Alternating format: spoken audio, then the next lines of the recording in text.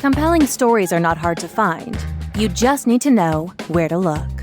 Join your host, Dr. Eric Shaw, prosecutor Ryan Frank, writer Adrian Bonenberger, and comedian Ryan Connor as they interview ordinary people about their extraordinary experiences. This is Baggage.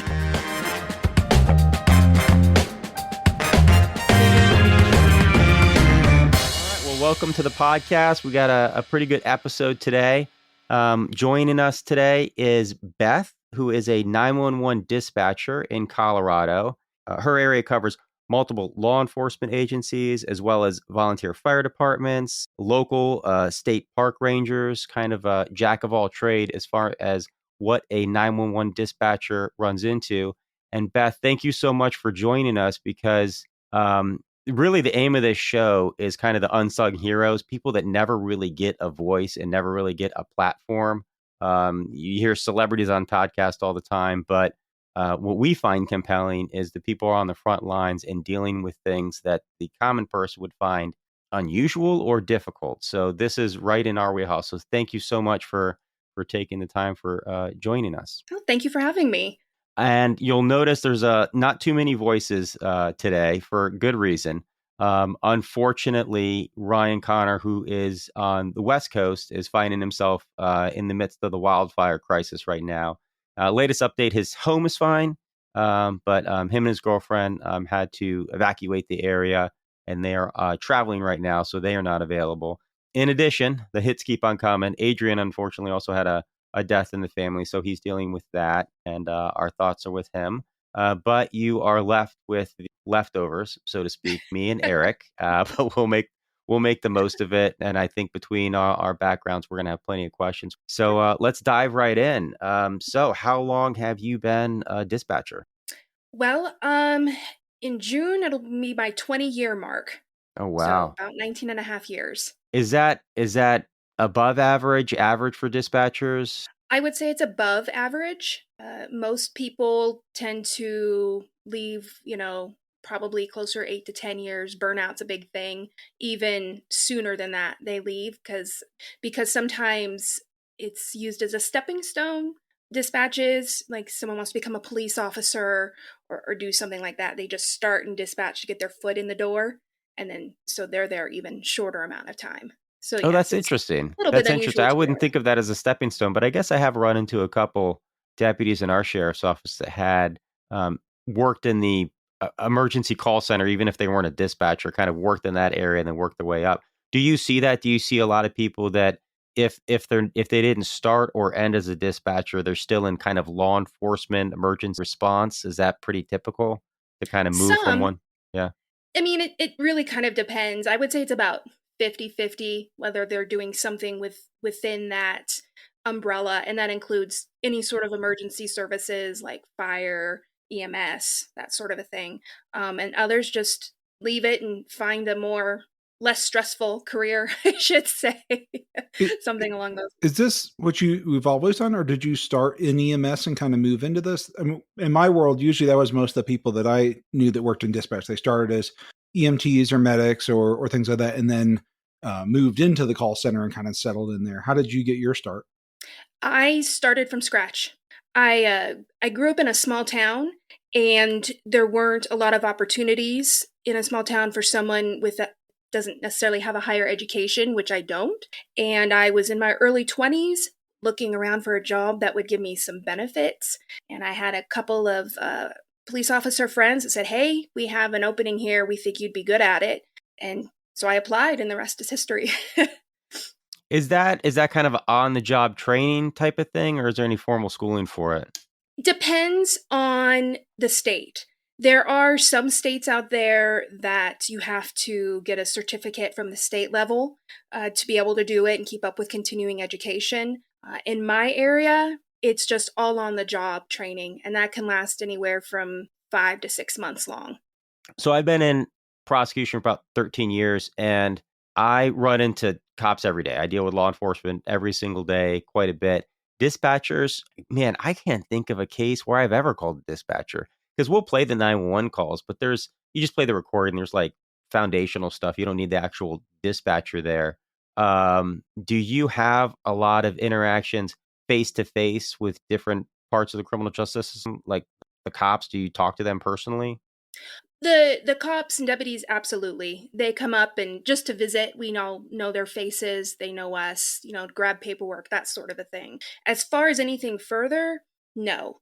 I mean, I get subpoenaed for things, but I usually get canceled at the last minute because literally everything I do is recorded. So yes, I mean, yes, that's my voice you're hearing. You could see the typing that I did. So there's really not much need for that. I can think of one or two coworkers who have gone all the way into a trial type setting, and they just simply had questions as to why they typed something a certain way. But otherwise, we don't really go beyond that initial setting at all. That's funny. I have similar scenarios where like frequently lawyers are like, "Oh, we need you to come in and give your side of this or things like that." I'm like, "You have all my notes. They are legal documents. You do not physically need me in court. There's nothing I'm going to add to this that's not already in my notes." And not once in 13, 14 years have I ever had to go to court. Beware the medical doctor that's jazzed about going to court. It's usually they're usually getting paid by the defense or something. Yeah, that's not surprising. Talk about that, the typing aspect of it, because that I think most people would really not appreciate the multitasking that a dispatcher is doing in an emergency situation. So what are you doing typing? Why are you typing? So, I depends on your role. We'll say as a call taker, if I'm answering the 911 line, I am entering notes as I'm receiving them on the phone and just typing what, depending on the type of call, whether if it's a medical call, we have a certain protocol that we use that has very specific questions for the responders. So I'm just clicking and typing each thing there. If it's a law enforcement type of call, I'm finding out, things like officer safety type of things. What exactly is going on in this house? And I'm also multitasking by listening to not just what they're telling me, but to what I can hear in the background to see if things aren't really jiving with what they're saying. If someone's telling me, oh, it's fine, but I hear someone screaming in the background, I know it's not fine. And so I'm doing that, as well as I work in a small enough center. There's really only 3 of us on at a time. So I'll be turning to my coworker to tell her something if a deputy has a question for her about what I've done. So I'm listening to the radio, I'm listening to the phone call, and I'm typing all at once. Much the same if I'm the radio operator, I'm, still kind of listening to my partner who's on the phone, at least her side of the conversation, typing what all of the deputies are saying, trying to get them the answers to their questions, whether they listen to me the first time or not. But so yeah, it's amazing the amount of multitasking that you do, and it's difficult because I don't just have one thing going on at a time. Oftentimes I might be, airing out this medical call, but then at the same time I have a deputy who's running traffic and I have to get that taken care of as well. Oh, but that person also has a warrant. And I need to make sure that deputy knows he has a warrant, but then I got to make sure the ambulance is going to the right place on this call. So it's Holy yeah, cow. Okay. That's interesting. You Yeah. cover a lot of ground there. In the system that I worked in, each dispatcher or each service had its own dispatchers. So the medical side had its own specific dispatchers there. The police had their own specific dispatchers there. Now, granted, that was in I think, a more urban area than you're working in. Is that pretty typical that there is this kind of like cross coverage there? In my area, yes. Once you get down to the bigger city areas, they do have specific call takers in one section and radio operators in another section where that's just what they do and there's not everything all at once.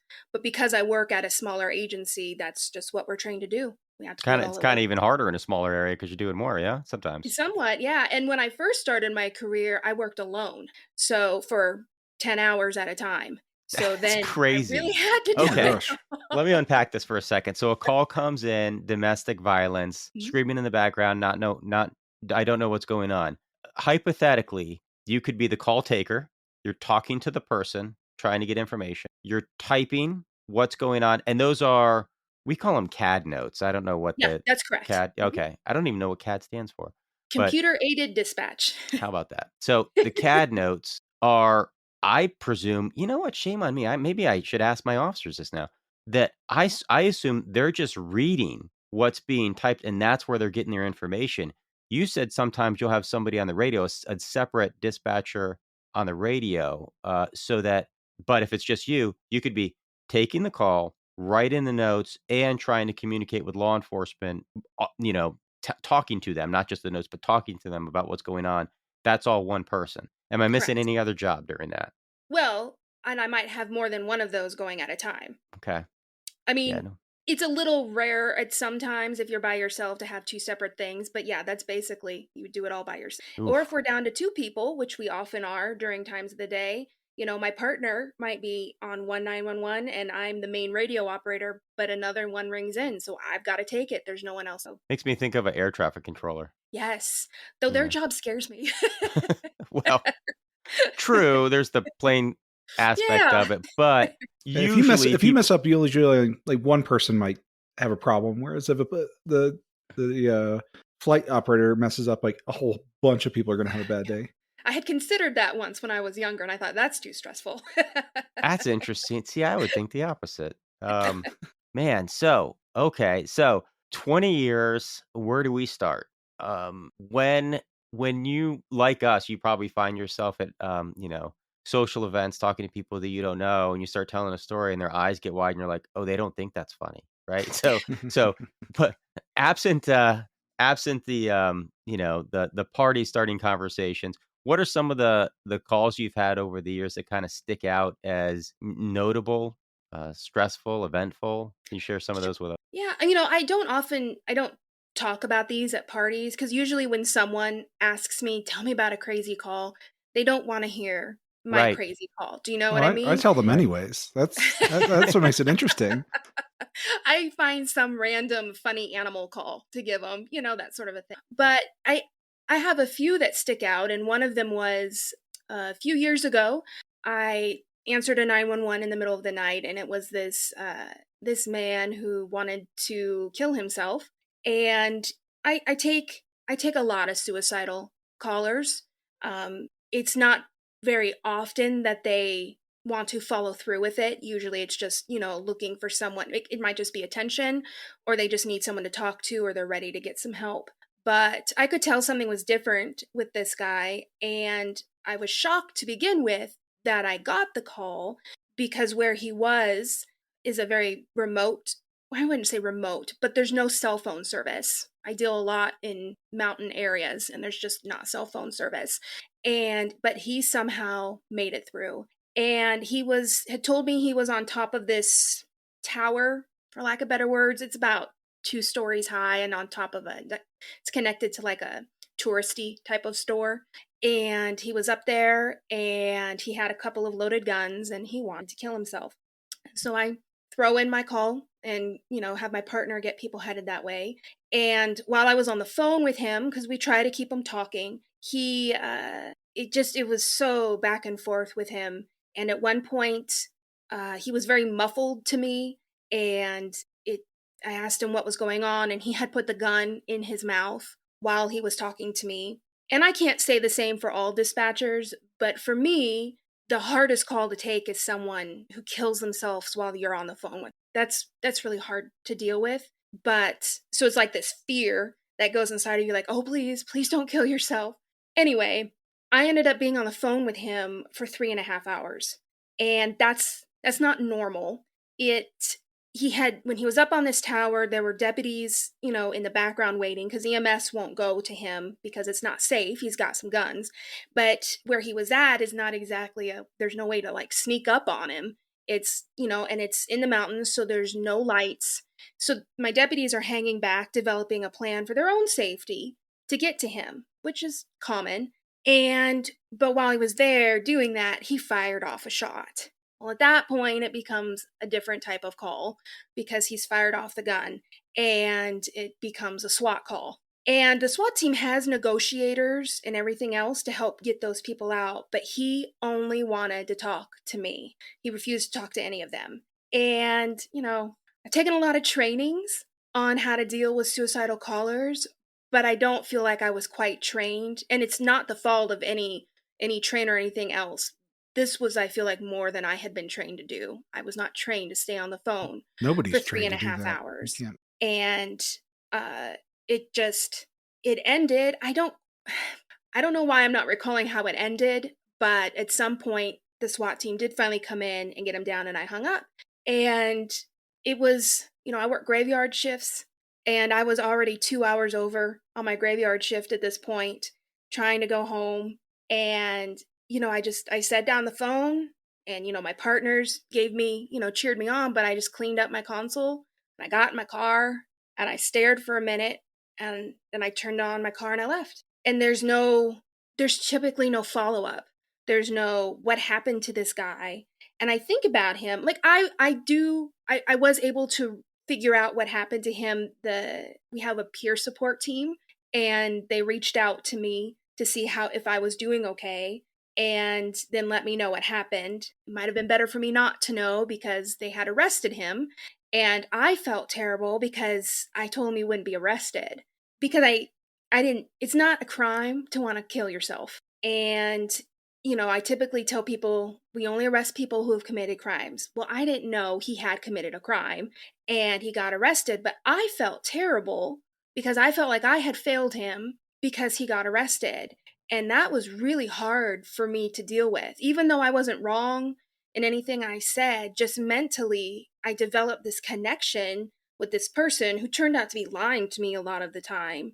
But it affected me that I lied to someone. Now, granted, I lie to people all the time at work. No, I don't know why the cops are at your house when you have 10 warrants, that sort of thing. But like in this situation, I didn't lie. And it affected me both that day, and it took me about a week or so till I stopped thinking about that daily. And I still think about it. I think about his voice, and I wonder what happened to him. And half the problem is we never see these people. We never see their faces. We don't know what they look like. And so you're left wondering, and then you wonder if you did a good job, and it weighs on you.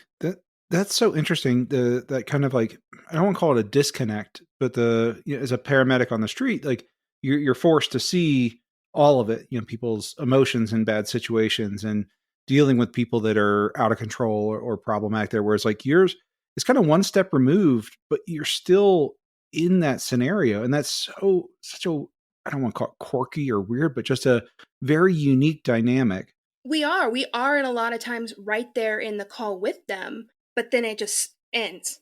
Well, the phone call ends. Oftentimes, we're still busy and we don't have time to process. And then, we're very up and down. We're up here and then we're down and then back and back down. Like anyone in these type of careers, like doctor, nurse, whatever, you have to deal with one stressful situation, walk out of the room, take a breath, and then move right into the next room, be like, how can I help you? And that's difficult. It is. And sometimes, with working in a smaller agency, we don't get breaks. And so we can't necessarily step out of the room to take a breath. We try to, as coworkers, encourage, go take your breath, go what you need. But sometimes it's just not possible until 20, 30 minutes later. And you learn to power through it. It's not maybe the most healthy thing, but you do what you have to do to get through it. Do you find yourself trying to control your reactions when you are dealing with calls like that, dealing with these serious calls and just trying to do the best, making sure units get where they need to go? And then the next call is somebody asking for directions to like Taco Bell. Do you deal with that? I do. It's in a strange way, it's easier to deal with those higher stress situations because at this point in my career, especially, it's muscle memory. I do this, I do this, I do this, I do this. I have a process, and being at work and all of that distracts you, with doing the next job. And then put down the phone, next one, oh, there's a dog barking while someone just tried to kill themselves, on the phone call before. So that part is not that hard at all. I personally find more stress with the people who call who are angry. And I don't necessarily react to the people that, are in a situation where they want to kill themselves or have other sort of emergency going on.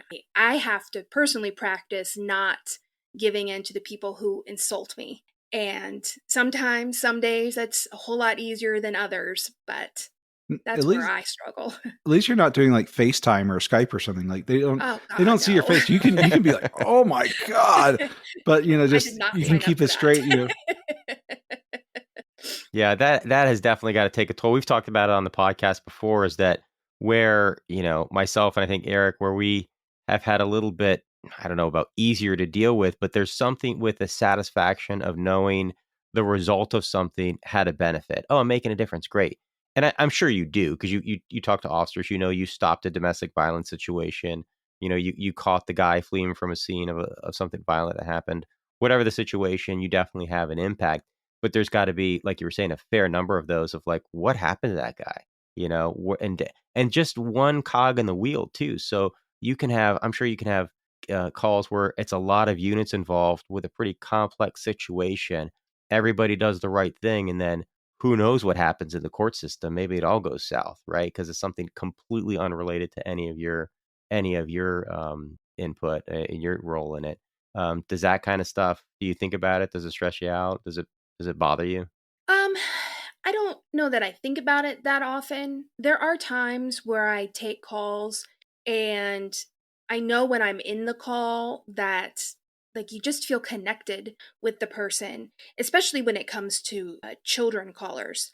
And sometimes I hang up and I think, I hope I made a difference. I hope that what I said to them, whether I was giving them some sort of life advice or just being a comfort to them, I hope they think in the future, they think back to this when they had to call 911 and think that person was really nice to me. I really am thankful for them being there and not be scared to call us again. We started the podcast. You cover a bunch of different agencies, including fire rescue, and your mountainous area is part of your Mhm. territory too. Correct. Kind of topical right now. You ever deal with any kind of like wildfire situations, natural disaster stuff? Absolutely. Our area is known for its wildfires. We have a couple of the largest wildfires in Colorado history within the last 15 years. And so we've dealt with that. We're pretty good at that by now. But we also had a flood that we've had to deal with. We've had a couple tornadoes, and we deal with a lot. The fires, at this point, it's almost like we have, like I said, a process. Like, here we go again. We know what to do, and we work it out. And fires are scary for sure, and especially for people that are losing their homes and everything else. I think the nice part about a fire is it's a little bit slightly more predictable than some things. Obviously you can't predict wind and things like that carry the fire, but It's better we than have a good. human behavior, though. Well, that's true.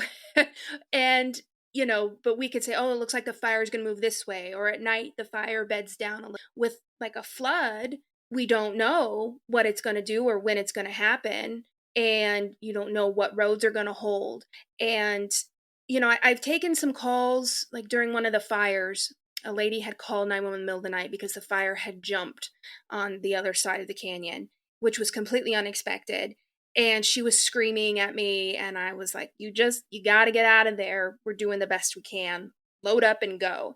And we tell them to try and put something on their door so that we know that the house is empty. But during the flood, I took a call from a man who ran a small campground, and I don't know how he made it to me on the phone. They were using landlines at that point because they're in a mountainous area, and the phone lines had gone down. And he had a campground full of people, and he said, you're supposed to help me. What am I supposed to do with all these people? How can I get them to safety? And I felt so bad because it was the middle of the night, and I am supposed to be able to help you, but I can't. The road is gone. Was And I had to tell him to was this just. the big flood, the Boulder Creek Canyon, and like the ones that like washed out 36 and all that? Yes. For people who don't know about this, it was a massive flash flood that came down several very small canyons that normally have truly creeks. I don't think most people understand the difference between like West Coast or Western rivers and everywhere else. Our rivers you can walk across. and not even walk across, wait, just barely get your feet wet. And so people have these like houses on little canyons and on these little creeks. And this flood took out houses and ripped them off their foundations. And many people died in their sleep because they didn't think anything was happening. And just all of a sudden their house got washed away. And you can't predict those. You can't predict, we happened, I think before that happened, we had like a day of heavy rain. Yeah. But who knew? So, and the water runs down, they're coming down the mountainside. And, to go back to what I was saying, I had to tell the man, just get as many people as you can and climb to higher ground. It is the one benefit we have is you have a mountain to climb up. I mean, granted, I don't know accessibility options for the people that were staying there, but that's all I could do to help. And I felt terrible that I couldn't help more in that situation when that is literally my job, is to send you help, but I can't. And it just kind of gives you a feeling, a little bit of dread, I guess. Like, and then you wonder, did they make it? Did they Right. were No able to get follow out? up, right? There's no way to track, like, there's no one to go to say, hey, what happened with that? Yeah, There isn't a point of occasionally there contact. is. Occasionally we can, but as a general rule, no. Well, with that one, there wasn't a news story about a campsite flooding and 30 people getting washed downstream. So that was good. No. That's good. Yeah, that's true. That would have made the news, right? You ever do that? You ever run into a call you had that makes big news? Yes, in fact, one of our fires, because they always make big news, I took the original call on it, and the caller had gone to the local news to, I don't know if they contacted him or how he ended up with them, but he complained about how long it had taken for responders to get there, and he complained that he talked to this dispatcher and they assumed that they hadn't done their job. Well, of course, like I said, everything I do is recorded, and it showed how quickly I did the correct steps to get people started that way.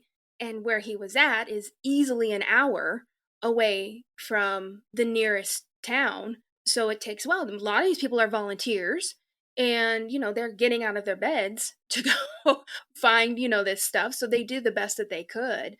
But that angered me for a while, that someone out there thought I didn't do my job and posted it on the news.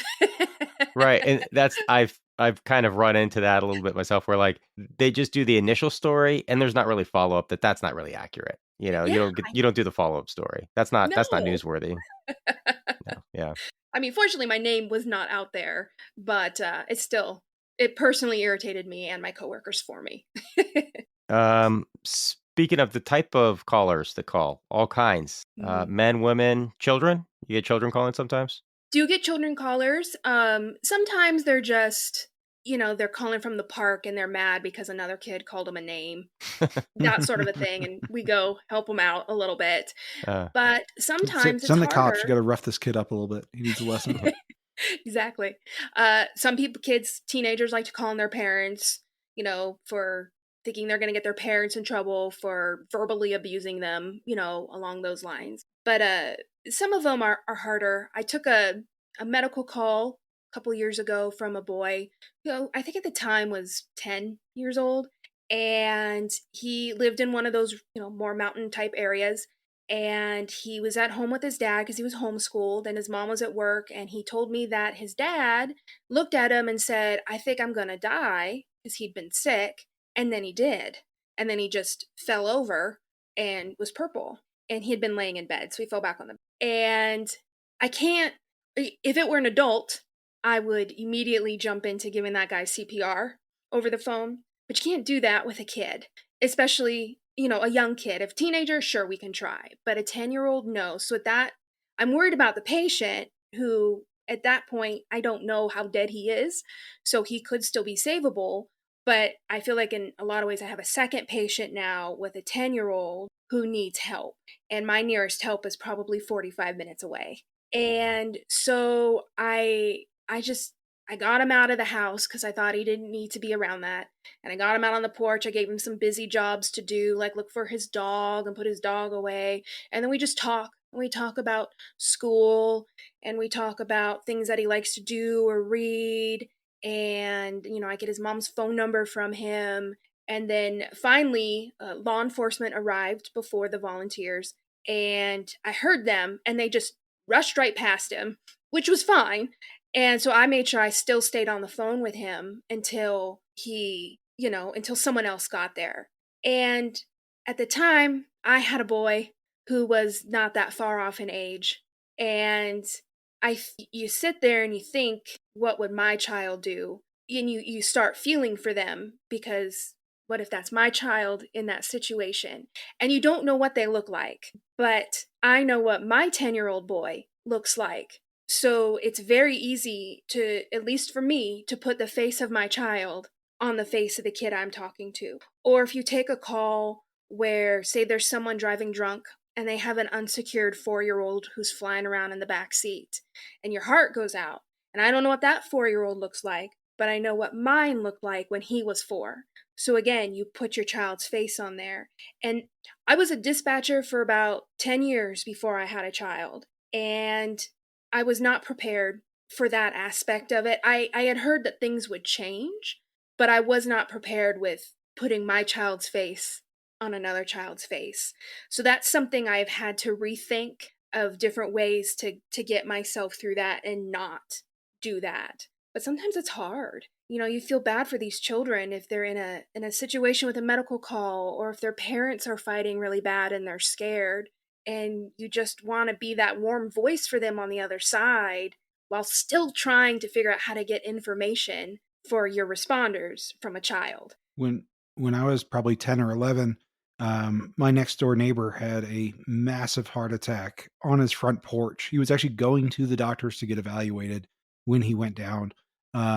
My mom's a occupational therapist, but she knew she had CPR training. And so I think she was outside and even maybe might have seen it happen and went over there and started CPR on him. I think she may have called 911, or the wife called 911, but either way, I'm watching my mom do CPR on this guy, and the ambulance goes like flying past our street, and she's like, go back in there, call 911, tell them that they missed it.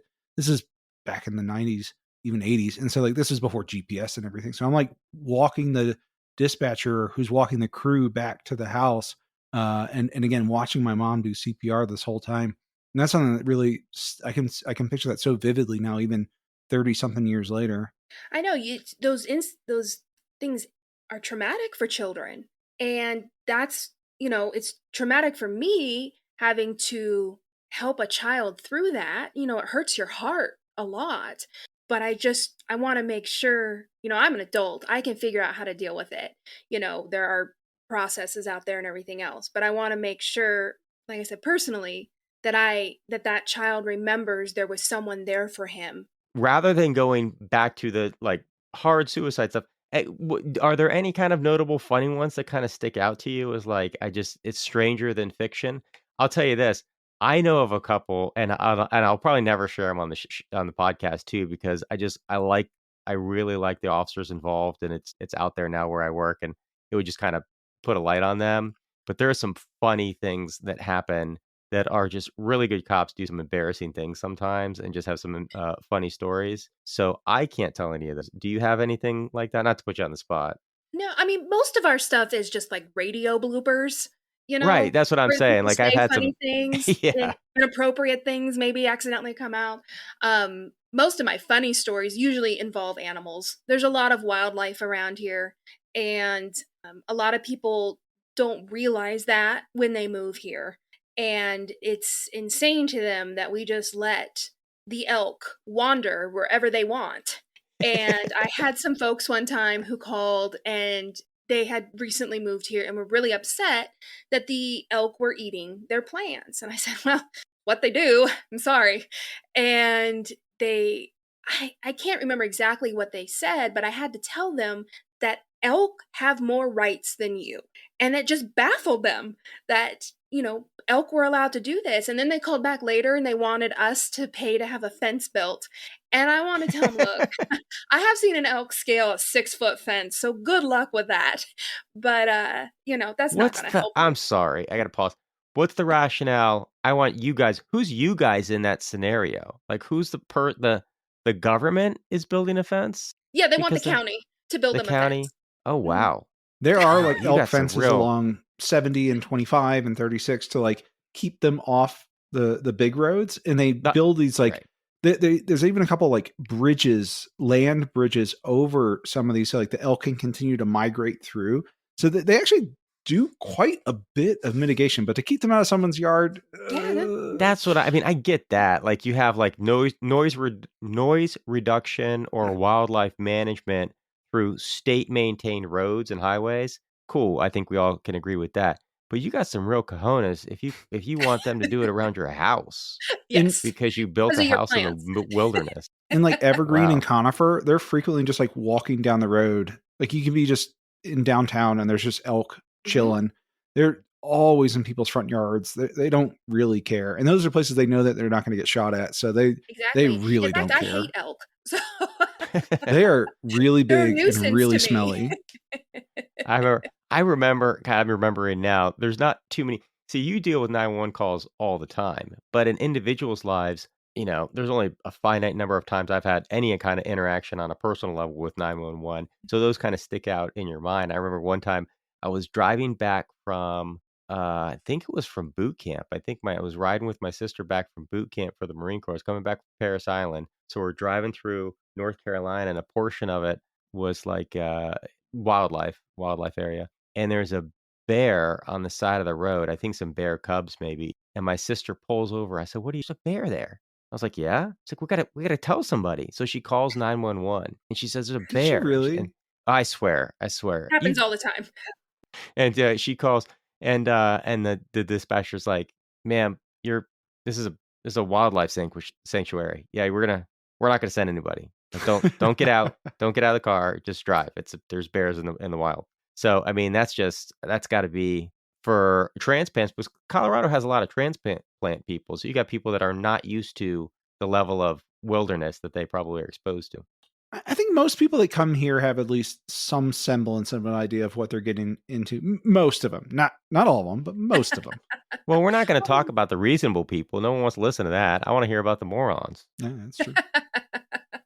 Well, you feel bad for them because, like in the summer, a lot of people go camping in the mountains, and it's all of a sudden it's dark, and there's something rummaging around because they haven't bear-proofed their stuff enough, and there's something outside their tent rummaging around, and then they call 911, and they're scared, and they think, and I'm like, you're a good hour away. I don't have anyone to help you. I tell them, make a lot of noise, and they've screamed while they're on the phone with us to try and make noise to make these bears go away. I've got a good story as far as that goes. This was one of the first times, speaking of people that should know better, one of the first times I ever went camping in Colorado. Me and my friend went out, and we were up by Sweetwater Lake, which is kind of in the middle of the state. And we were doing everything wrong, everything you're not supposed to do when you're camping. And so we were like leaving food out. We didn't really put things away well. We had definitely been consuming some adult beverages. And in the middle of the night, we hear something outside the tent, and it's just like making all sorts of noise. And we're like, "Oh, there's a bear right out the tent." And my friend is like pulling out his pistol, and he's like, okay, open the tent flap. And he's like aiming at the tent flap, and I'm in between this thing making noise and my friend and his revolver. And I'm like, this is, no matter how this ends, this is really bad for me right now. And we open up the tent flap, and whatever it was gone. And it was probably a raccoon or a squirrel. It definitely wasn't a bear. But it was just this like dumb moment, like dumb on dumb on dumb, of just like it was totally our fault. But yeah, Right. You ever When get it's those? dark, you I'm get sorry, go ahead. scared. I'm just Yeah. saying when it's dark and quiet, you don't know what's out there. no. And usually, I swear to God, the smaller the animal, the louder they are. Like a little squirrel sounds like, a giant elk herd moving through, whereas an elk, you'll never hear them. You ever get any embarrassing ones? People really don't want to call, but I need help. I got stuck in a thing or anything like that. Anything like. I would say more we get there's a lot of scams that go on, and one of the most common scams right now is people start talking to someone on an app or the internet or whatever, and they send photos of themselves. And then the person on the other line, the scammer, takes those photos and then tries to blackmail them and for money, and saying they're going to post this on they get their social media and everything else. And those people are super embarrassed when they call. And especially, if it's an older male, quite often, and they got to tell little old me that they have done this, because I have to ask them, what's the scam? I have to know why you're out $5,000. And I try to make them feel comfortable, like, oh, this happens all the time. But inside, I'm like, Yeah. don't send pictures of yourself out there. Just don't do it. You should know better. Yeah, we get those calls. The sheriff's office gets those calls and have those investigations of like the Nigerian prince stuff is still alive and yeah. well. It's like, yeah, we're not gonna. A lot of it's Bitcoin and stuff like that. We're like transfer it to Bitcoin. It's like I lost the equivalent of $10,000-$20,000 worth of Bitcoin, and I really need it back. And they're like, dude, it's gone. I don't know what to tell you. Like, I you do get that feel back. bad for the elderly who get scammed, Mm-hmm. when they're told their children or grandchildren are in jail, or Yeah, they I've have heard a about that one. warrant That's and they need to give them brutal. money. And they're Those using people, they're using voice replicators and stuff, I've heard too. Like, so it can be They- very, very precise. they spoof our phone number and use our phone Whoa, they number, so can they think spoof it's a coming from a 911 legitimate. dispatcher? Well, they spoof the sheriff's office phone number No or the police kidding. department's phone number. I had a And scammer do so, that to me, saying that I was in contempt of court for not showing up, and he knew my name, he knew my practice, he knew all this sort of stuff, and he was like, "Our person came in and gave your employees a subpoena, and you didn't show up, and you need to come and pay." And then things started to add up. He's like, "Don't call the police, don't, and you need to meet us at this place, this time and place with cash." And I was like, "It doesn't work that way." Yep. Well, we've got a recent one where they send them to the sheriff's office. After they've gotten the money, they say, you need to go to the sheriff's office and turn yourself in now. And these people show Wow. up just crying and shaking. And I'm like, oh, that did not come from us. And you feel terrible for them because they've put the fear. I've seen elderly people lose thousands upon thousands of dollars, and it's just heartbreaking. There's a special place in hell for those people, I'm convinced, and they just can't get there soon enough. Both of my parents fell victim to that. Didn't go through with it, but my mom almost identical. She called me and she was like, "Ryan." Yeah, of course, I actually, this some context. I work in the jurisdiction, I prosecute in the jurisdiction where my parents live. So she called and said, "Hey, I just got a call from the sheriff's office, and apparently I missed jury duty, and there's a warrant out for me, and I have to go pay the fine right now." And I'm like freaking out. I said, "Mom, no, you're not. I mean, you might be freaking out, but you're not wanted or anything. Don't pay anybody. Don't go there. Don't go to that place. Don't give anybody some money." And she was like, she wasn't calling me to see if it was true or not. She was letting me know she's about to get arrested. She was convinced. And she was like, "Ryan, it was Lieutenant Samuels himself." And I'm like, "Mom, I know all the lieutenants. There's no Lieutenant Samuels. Don't go. Don't." She's like, "Really? I'm not going to get arrested." I was like, "I promise you're not going to get arrested today." But very, very convincing. I mean, If you are, she's I'll be the one to prosecute you. immunity, right? Well, there's some ethical issues with that, I guess. I was gonna Probably. But my dad, a similar thing. He got a call.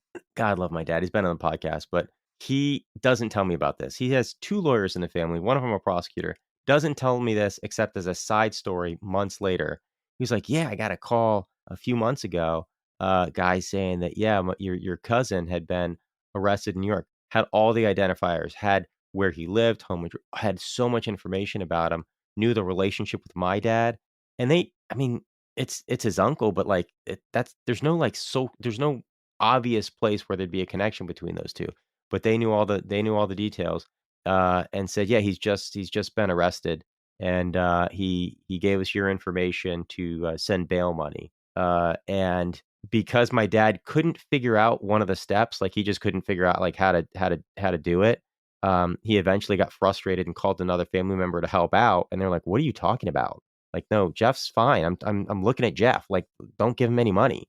And he's like, "Oh," but it was just he was so convinced, never entered his mind that it was a scam. And again, both elderly, and You could be but surprised for what's out there on the internet. People can find anything.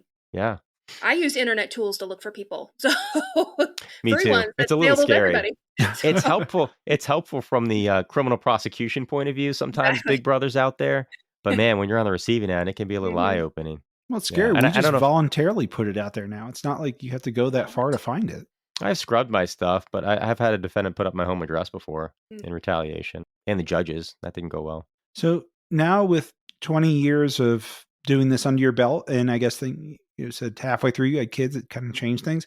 How has this job affected you, like long term? Do you feel like there's been any ramifications from your work? And if so, how do you cope with them? I've started to realize, especially over the last couple of years, the ramifications that I am experiencing that you don't think about when you're in your 20s or in your 30s, the constant stress that I am under. And, there's a baseline level stress for everybody, and I'm always just a bit above it. That's my base level because it's constant adrenaline, no adrenaline, adrenaline, no adrenaline. And you just learn to live there. And and you add that on top of shift work, which is not easy, and overtime, from staffing shortages and everything else, and it takes a toll on you both physically and mentally. And I've always loved this job. I believe I was meant to do it. And but now 20 years later, I'm slowing down, and I'm starting to see what's out there that's different, because I can't keep, I mean, I'm not getting younger, so this is just going to keep getting harder on me, you know?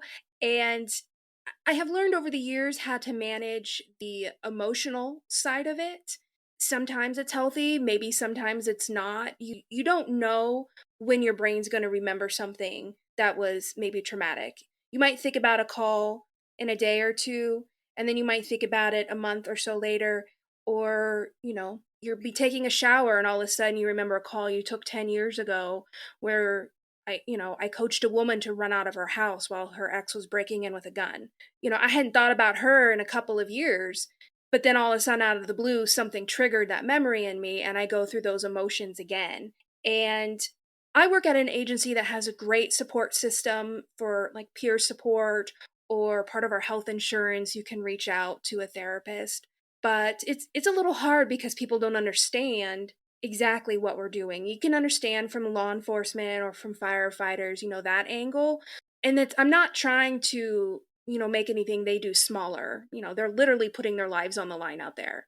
But it is different in how it affects us, and how you just think about this stuff and have no closure. And, like the woman I coached out of the house running, I never found out what happened to her ever.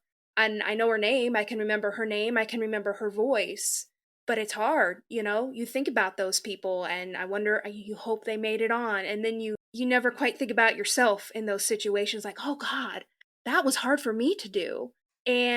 But that's not my job. My job is to take care of someone else, not myself. And I'm getting to a point where I realize that maybe I should have taken care of myself a little bit more.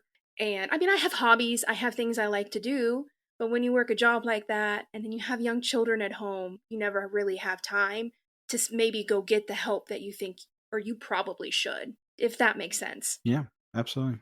That kind of trauma adjacent, where you may not be the center of it, but we've talked about this several times on the show, where it kind of seeps into everybody that was in that scenario, and it definitely is trying to do it day over day over. Collateral trauma, Yeah. for lack Yeah. of a better term. Yeah. We deal with those people who have trauma, right? I'm helping take care of them. But then I get that trauma every single day. They have one traumatic episode, hopefully, just one traumatic episode where they have to call, but they call me. I get them every day. I deal with other people's trauma. And I guess you don't realize how much that'll weigh on you until down the line. I'm glad to hear there are some support services out there, and having colleagues. I mean, I know that makes a huge difference for me. If people just sharing war stories makes a big difference. And certainly a public appreciation for what you do can only help. That's why I'm so happy you're willing to do this, because I think that's what's lacking, is that law enforcement firefighters get recognition, as they should, for what they do, as they should more than they do right now, honestly. But behind the scenes, there's a whole network that has to work for them to do their jobs, and you're part of that. So thank you so much. And I think you have very well represented 911 dispatchers. And I hope that this reaches a wider audience so they have the same appreciation of what you guys do. I hope so too. It's a great career. It's not for everybody, but we do our part to help. That's what I like. I get to help without having to see or smell anything. So It's one of those. Missing out on the smells is no, definitely a thank you. perk of the job. It's also one of those jobs that people can have a strong and negative opinion about until they need you. And then Correct. all of a sudden, you're the So hero. you'd be surprised when they still need you, they can still yell and insult you. Oh, I listen to them. I listen to those calls too. I know. And I hope the public knows now too. Before we go, is there anything else the public should know about 911 dispatchers? I think one of the things I'd really like probably the public to know is that when we ask questions, we're asking them for a reason. It doesn't mean we're delaying help. It doesn't mean we're not getting resources to you. It's just we need to know this information for those people coming to you, whether it's medical, law enforcement, or anything else. We're not doing it to annoy you or to, like I said, delay help. It's just all part of the process because the people want to know, the people that are actually going there want to have an idea in their head what they're responding into. Eric, anything else you want to touch on? No, this has been fantastic. I love it. This is great. I don't think we need Ryan and Adrian. This has been very pleasant.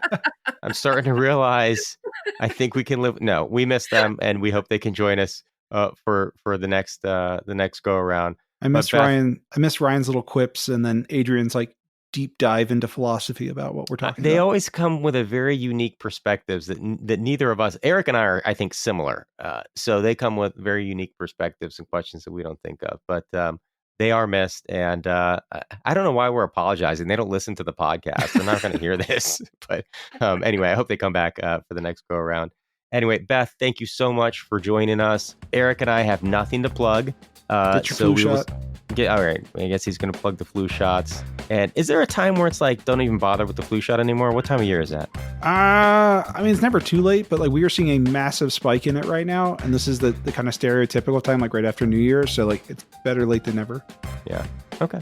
That's a safe answer, I guess. All right. Well, again, thanks, Beth. And thanks everybody for listening. And we will see you next time.